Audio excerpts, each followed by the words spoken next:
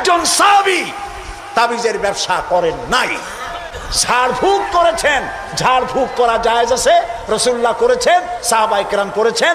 ঝাড়ফুঁকের জন্য কোরআনের মধ্যে 2টা সূরা শুধু ঝাড়ফুঁকের জন্যই আল্লাহ নাজিল করেছেন, একটা সূরা ফালাক আর একটা সূরা নাস। সুবহানাল্লাহ বলেন।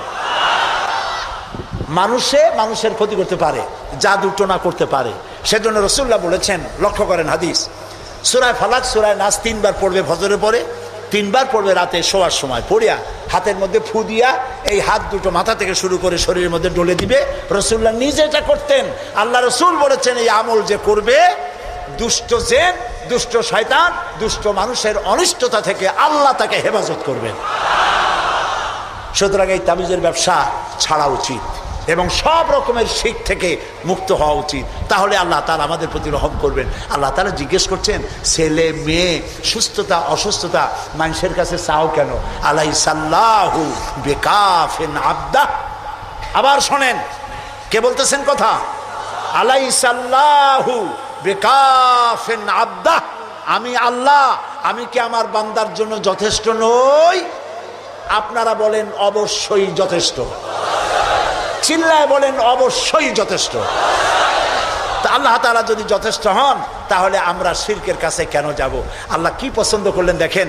আল্লাহ তাআলা পছন্দ করে লোকমানের কথা উঠাই দিলেন যে শিরক করব না, শিরক হলো মস্ত বড় জুলুম। এই শিরকের কথা একটি আয়াত পড়ে শেষ করে দেই। আমরা কি আল্লাহর সাথে দেখা করতে চাই বলেন? এটা তো খুব খারাপ কথা হলো। আমি বললাম আমরা কি আল্লাহর সাথে দেখা করতে চাই? এই 4-5 জন করুন চাই, আর বাকি লোকের অবস্থা তো খুবই করুন। আমরা কি আল্লাহর সঙ্গে দেখা করতে চাই? এইবার বুঝেছেন, প্রথমে বুঝছিলেন না। আল্লাহ রাব্বুল আলামিন বলেন, ফামান কানা ইয়ারজু লিকা রাব্বিহি ফালইআমাল আমালান সালিহান ওয়ালা ইউশরিক বিইবাদাতি রাব্বিহি আহাদা।